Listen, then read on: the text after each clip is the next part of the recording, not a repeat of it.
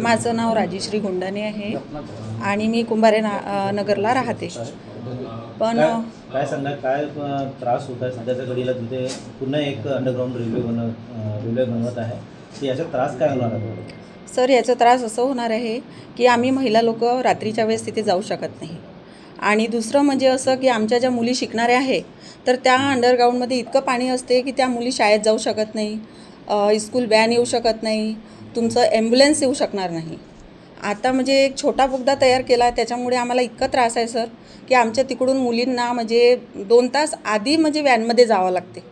त्या एका बोगद्यामुळे असं त्रास झालेला आहे. तर विचार करा की हा बोगदा झाल्यानंतर त्यांना किती त्रास सहन करावा लागेल, सुरक्षा आहे की नाही. आणि दुसरी गोष्ट, महिला सुरक्षित राहणार नाही, आमच्या मुली सुरक्षित राहणार नाही, कारण की ते लोक ट्युशन जातात आणि ट्युशनवरून 8 ते 9 वाजता ते घरी येतात. तर आम्हाला त्या बोगद्यामधूनच यावं लागणार ना. आणि सावित्रीबाई वाटच्या सगळ्या महिला जे कामाला जातात ते रात्री 10च्या दरम्यान येतात, तर ते त्या बोगद्यामधून येणं शक्यच होणार नाही सर. मग त्यांच्या सुरक्षितेचं काय? मागणी आहे? तर आमची मागणी हीच आहे की तिथं बोगदा तयार व्हायला नाही पाहिजे, आम्हाला ओव्हरब्रिज करून द्या तिथे. इतकीच आम्हाला रेल्वेला पण मागणी आहे आणि प्रशासनाला पण.